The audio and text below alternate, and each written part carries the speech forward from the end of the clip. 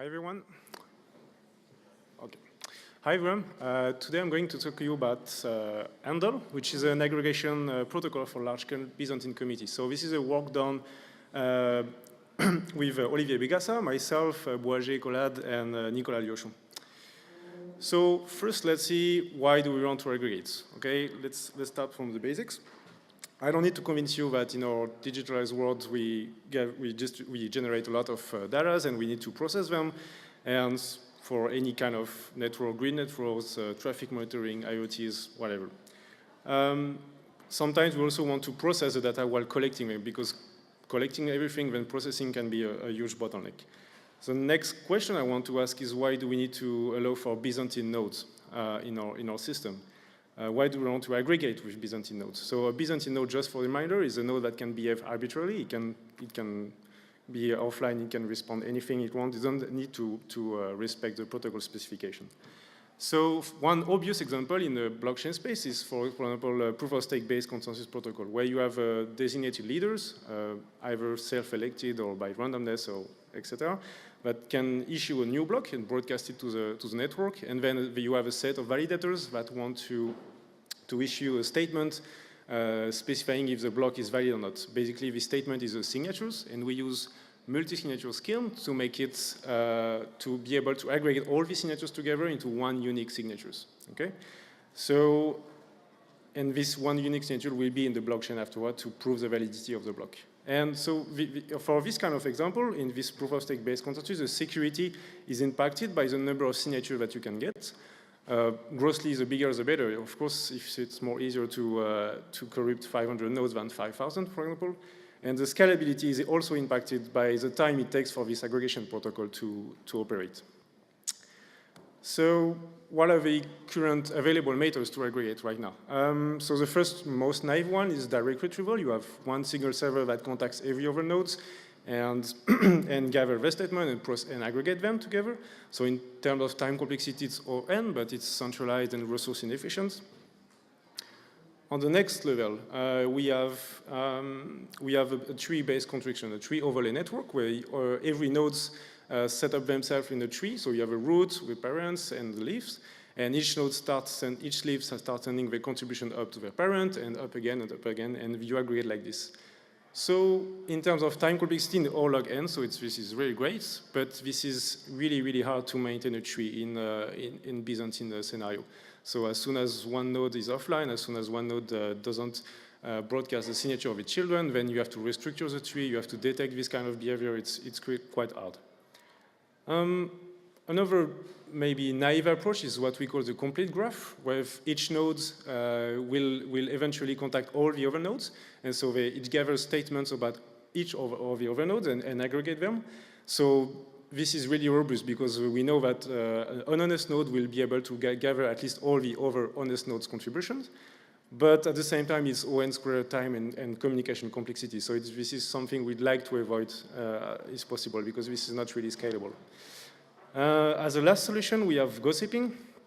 So there's thousands of ways to do gossiping, so I won't delve into these details right now, but basically you broadcast your contribution to the gossiping network, and then you update, you rebroadcast your contribution every K period, etc., etc. So this is quite robust, sometimes can be censorship resistant also, but as soon as you get to large numbers, we're still in a time complexity superior to linear. So we want something a little bit better than that. So this is why we worked on Handel. So what do we want exactly to get as properties? What do we want this framework to do? So first, our goal is to aggregate thousands of statements. Okay, we want to aggregate multiple thousands of statements together. We work in the model of partially synchronous network. So partially synchronous network means that between the time I send a message and the time the destination receives it, there is a delay, but nobody knows it. Nobody knows this delay. And we work with Byzantine nodes, of course. So we want three key properties out of Handel. The first one is we want it to be fast. So basically, we want a time log n complexity. We want to be able to aggregate thousands of statements in a few seconds. The second key property is fairness. So basically, we want to gather as much as possible honest contributions as there are honest nodes. We don't want any honest node to be eclipsed. We don't want to be honest node to be left out of the protocol. We can't really know what will happen for the Byzantine nodes contribution, so we're only caring about the honest nodes contribution. And the third point is efficiency. Of course, we want time complexity of log n, but we also want moderate hardware. We want everybody should be able to run on this protocol. So we want a log n also CPU, bandwidth, complexity resource. One key point that I would like to highlight is Handel is not a consensus protocol. So we do not guarantee uniformity of the results. There could be different multi-signatures or different aggregate value at the end that will all be valid, but they could be different depending on which scheme are you using. So let me define a little bit what we mean in more detail by aggregation. What do we want to aggregate? How do we want to aggregate? So basically, we are in this part of the project, we are focusing on aggregation function, which has both property of commutativity and associativity. And we can say that a statement is valid if we have a verification function v that can output 1 with some public information, only if the statement is valid for. This definition is perfectly fit the scenario of using multi-signatures, where this verification function is just the signature verification function scheme. And the public information is who signed this statement, so the aggregated public key. I'll talk more about that later. So how does Handel work? First, before going to the specification of exactly how Handel works, I want to recall some technique which is called binomial swap forest, which has been introduced by Justin Kapos 10 years ago. And basically, this technique is defined in the fail-stop model, so where a node can crash, but there's no Byzantine behavior in this model. And this makes an aggregation framework in time log n complexity.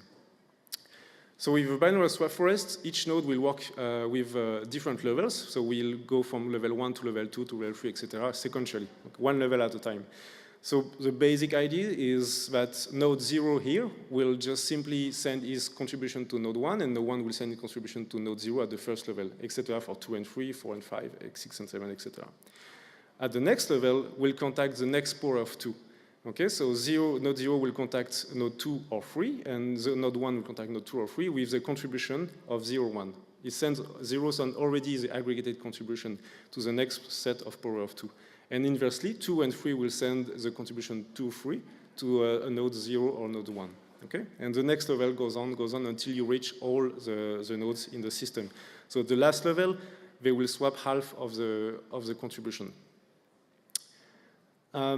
So this is a basic technique on which Handel relies on, which is called binomial swap forest. As I said, it is defined in the fail-stop model. So basically, a fail-stop model means that a node can fail, and we can detect it. And the way we detect this failure in binomial swap forest is using timeout. Okay. So basically, as here we can see node 0, which will send his request to node 2, but node 2 has crashed out. So after some timeout, it will send out his contribution to node 3. So here we can directly see that the timeout is a key parameter in this protocol. So if it's too short, then we can evict node too early. Like for example, if node was just far away, then you would have been evicted already. If it's too long, we just increase the completion time of the protocol linearly, and that's not something we want. So now I'm going to talk a little bit about the Byzantine part. So since it's defined in the fail-stop model, a Byzantine actor can really screw up this protocol pretty easily. Here it's a very basic attack. So for example, node 0 is an attacker, and will directly send only his contribution to node 2 and 3. So node 1 will be eclipsed directly. At the next level, 2 and 3 will just consider that 1 is offline and will send to their contribution 0, 2, 3 to 6 and 7, for example. So it's really easy for a Byzantine attacker to skip levels directly, to eclipse nodes in this protocol directly. So what we want to do is to bring these techniques and we want to bring some Byzantine fault tolerance to this technique. Okay? So we are doing this via 3 complementary modules, techniques. The first one is concurrent levels. Instead of having a sequential list of levels that once you move to the next level, you forget about the previous one, we make all levels in parallels, okay? almost in parallel. The second level is periodic. The second technique is periodic dissemination. So that means that each node will periodically send its contribution to multiple nodes at the same level.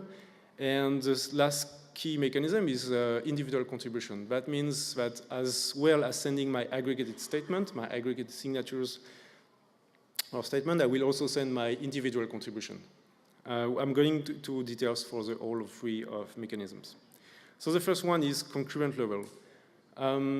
So a node basically can update its level when it receives a new statement. So for example, here we see that 2 and 3 has received 0's contribution, but did not receive 1's contribution. So they will go on with the protocol as usual, as we saw before. But later on, node 1 will send also its contribution to node 2. And then node 2 will be able to gather all the statements that he got. So he will be able to make the signatures 0, 1, 2, 3 and send it to the next level already. So this is the first mechanism that we had to binomial swap rest. The second one is periodic dissemination. So we say that each node has a randomized list of all the nodes at each level. So for example, node 0 has a randomized list of 2 and 3 and a randomized list of 4, 5, 6, 7. So it may not necessarily be in this order that it contacts them. And at each period, it will send its best aggregated statement for this level. So for example, it will first contact node 2, and then it will first contact, and then one period later, it will contact node 3. So this is an obvious difference against a Byzantine actor, since here we can see that node 2 is Byzantine and won't relay the 0's contribution, and will simply skip it to node 3. The third mechanism is individual contribution. So as well as sending, each time I send an aggregated statement, I also send my individual contribution as well. And this brings several advantages. So the first one is that it enables us to merge more multi-signatures together. Sometimes you can have multi-signatures that are incompatible to merge because there's one contribution in common, so you don't want to add twice the same contribution. So with this individual contribution, you can actually merge more, you have more possibility of merging multi-signatures together. The second advantage is that it can nullify some smart Eclipse attack where you have a coalition of Byzantine nodes that works together to make a node's contribution eclipsed by the rest of the honest nodes. I won't go into detail, but this technique allows to prevent this attack. And also, what it means for a more formal analysis, it means that eventually we will lead to the complete graph scenario that I explained before. So eventually, every honest node will contact all of the honest nodes. But we don't need to go that far if on average. So we'll come to that. So now that I've explained roughly the basis of how Handel works, I just want to have a slide on that, how Handel could be deployed in practice. So the first way to deploy Handel is by the regular way I just explained to you. So we have all signers that talk to each other. So that means we have to expose their IP address. So it's fast, it's simple to understand, it's simple to deploy. But in some cases, we'd like the IP address of the signers to not be revealed. This is for DRS resistance reason, because for example, if I have on my account 1,000 of Ether, then I don't want, when I sign something, that every people know that my IP address, what my IP address is, for example. So a second step we could run Handel on is to put some signers behind an anonymity network, for example, Tor hidden services or I2P services. What is important with this setup is that it's also compatible with the first one, meaning that you could have some signer exposing their public IP address and some signers behind an anonymity network, and both could still talk to each other, and the protocol could still be able to run, depending on which requirements do you want for your own node. The third deployment items is one quite interesting, because we can realize that in Handel, we can make the distinction between who are the signers and who are the aggregators. So basically in Handel, the ones that are running the protocol are merely aggregators. They don't need to perform the signatures themselves. And it's possible to merge the set of signers into a larger anonymity set of aggregators. And so the aggregators who are not signers will just run a Handel, but without giving any individual contribution, but the signers themselves would. And this will enable to hide the IP address of the signers among this larger anonymity set. A last point we studied for deploying Handel is over DHC. For example, it can be quite interesting for cryptocurrencies.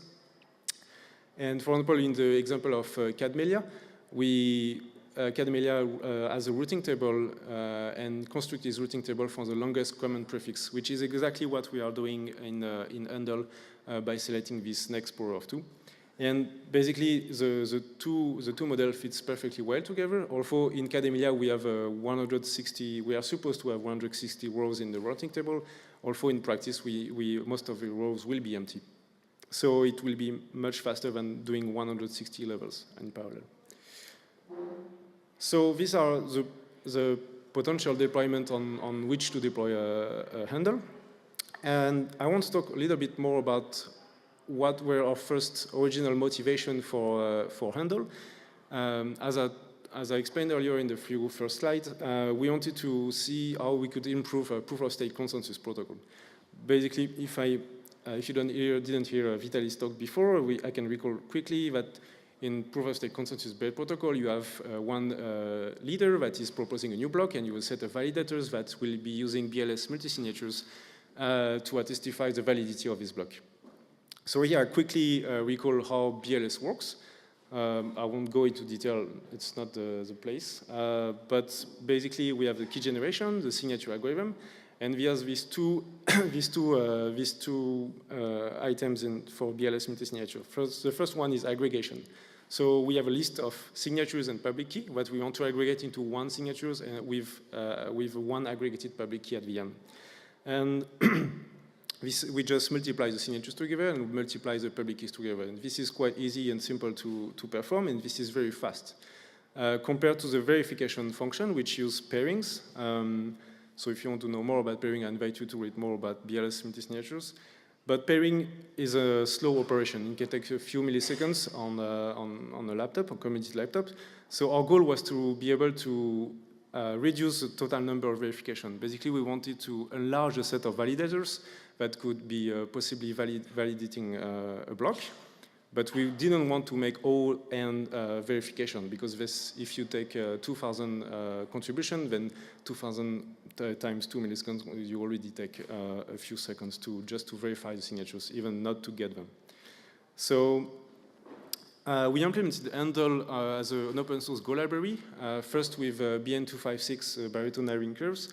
We used the Cloudflare implementation and the Golang implementation. We can switch on and off.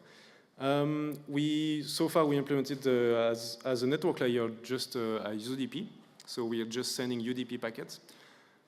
This fits quite well the model of Handel, because even if we don't need to reach all of the nodes, even if one packet is dropped, our signatures will be included by the other nodes later on, due to this amplification effect of Handel at each level. This implementation has been designed with genericity in mind, so we could plug different networks, different curves, different topology. It could be deployed in practice with all the deployment scenario that I showed here earlier. It's Apache license, so you're free to take it, modify it as you want, and you're welcome to check it out on GitHub. Now, let's see about the evaluation of Handel to see how it performed in practice. So we evaluated Handel by using BLS signature with BN256 as the implementation.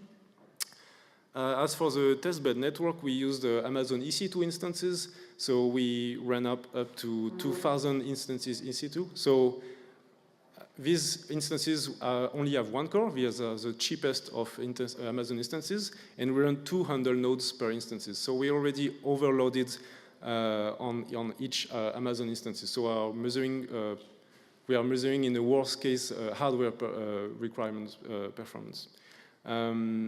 So we are focusing on this during this evaluation on two things. One is signature generation time, and the other one is network consumption. And we want to see how Handel performs under different scenarios. One key point, again, I would like to highlight for this testbed is that we really try we use 10 regions on Amazon, and we try to spread all our nodes regularly on all regions. And you can see we go from London to Oregon to Singapore. These are the RTT times. If you want the latency, you need to divide by 2. So let's go on. First, we wanted to compare Handel with the complete graph scenario, because this is a robust one, and we wanted to see how the two compares together.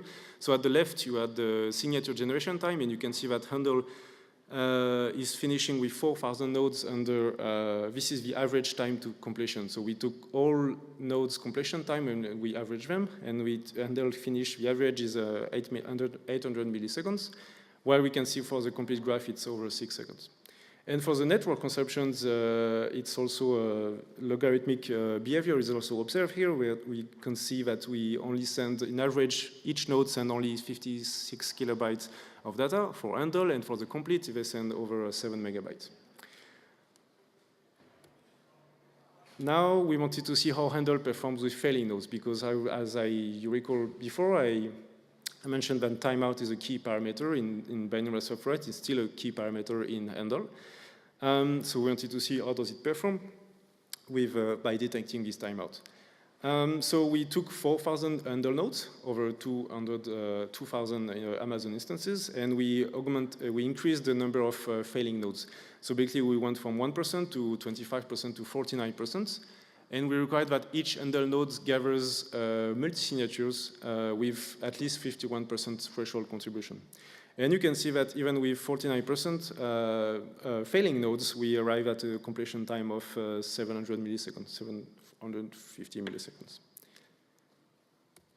And this last graph is to show what is the difference between the first node that finished to gather its multi-signature and the last one that finished, and what is the average. So in the red line here, you can see the average. The purple line is the maximum time that a node took to gather his multi-signatures. So we can see here the maximum is still under 1 second for 4,000 nodes. It's about 900 milliseconds. And for the grid line is just minimum. So it can be quite fast sometimes. And here we can see that even for 4,000 nodes, we had a completion time of 400 milliseconds.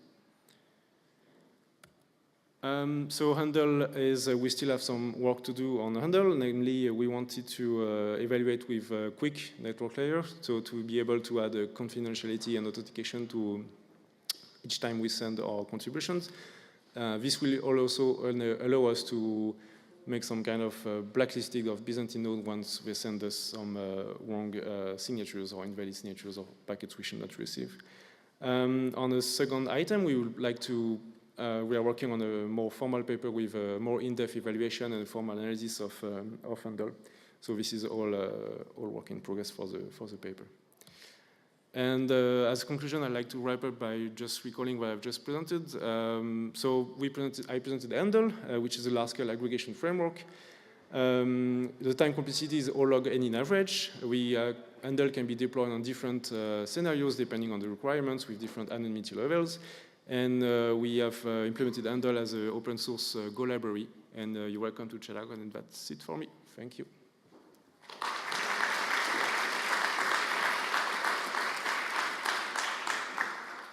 Okay, we have time for questions. Very nice work. And this might be part of your future work, but do you know what the worst case time complexity is if the adversary attacks in some smart way? Yeah, that's a good question. So initially, so we have to say that the very worst case time is n cube. Okay, this is for this sounds quite bad, and in fact it sounds unrealistic in practice. So for this scenario to happen, that means each node receives one packet at a time and then updates all its level, and then receive another packet at a time and updates all its level. And each node in parallel has to do in this. And this is exactly the worst case scenario that we'll have. But in practice, we believe it's highly unlikely to happen. What could happen, for example, is just that the Byzantine node just don't include the honest nodes contribution, and then we lead to O(n) square. In this case, we lead to O(n) square, like the complete graph scenario that we showed before. So depending on the timing assumptions you could play with, the worst case varies also. Thanks. In a real proof-of-stake network where you expect some sort of You might want some sort of privacy for these nodes with respect to the validator identities. How do you expect validators to organize themselves into, or nodes to organize themselves into the structure to be able to pass the messages in the structured way? So we don't have, I mean, the only requirement is to have, so far what we put it on Handel, but I think we could go around this restriction, is to have a continuous set of IDs. And even if some IDs are empty, it's not bad. It's like the same thing in Cademlia. Like I said, in the routing table, most of them will be empty. You have so many IDs, but most of them are not assigned to any real nodes. And so there's no actual network structure to maintain like a tree network. That's what I mean. We just send packets out. We don't need to actually maintain an overlay network on top of the actual network here. Thank you. In the interests of understanding your synchronicity assumptions, what was the timeout you guys were using in your simulations that you showed? Yeah, it's a good question. So I could even show you here another graph that I have about the timeout sensibility. So on the left, you have 3 different timeouts, and you can see the green one is a 50 millisecond timeout, the red one is a 100 timeout, and the purple one is 200 millisecond timeout. And you can see that like, as I said before, the timeout is a key parameter here. So we used 100 millisecond timeout to start a level. So the first level will be started directly. The second level will be started at after 100 milliseconds, the second with 200 milliseconds, etc. And after all of them run together. So after a few hundred milliseconds, you have all levels that are still running at the same time. And here you can see the difference with the timeout. Okay, one more question. Have you tried a disparity in the starting times between the nodes? So when you initially start these timeout periods? Sorry, I'm not sure I understood. So maybe my understanding is incorrect of what you guys have done, but these 50 or 100 milliseconds timeouts, does that all start at exactly one time? As in, do these guys have a synchronized clock from which they're starting? I mean, we are running simulation with 4,000 nodes, so of course there will be some delay between the time we tell the first one and the time we tell the last one anyway. Okay. We didn't measure exactly what this delay is. Okay. We could, but yeah. We didn't start at exactly the same time, so I think there should be, since we are spreading all over the world with Amazon instances and we are starting all the instances from one node, it has to contact every region. So at least you will get the maximum latency here difference for starting the nodes. Okay, thank you. Okay, let's thank the speaker again.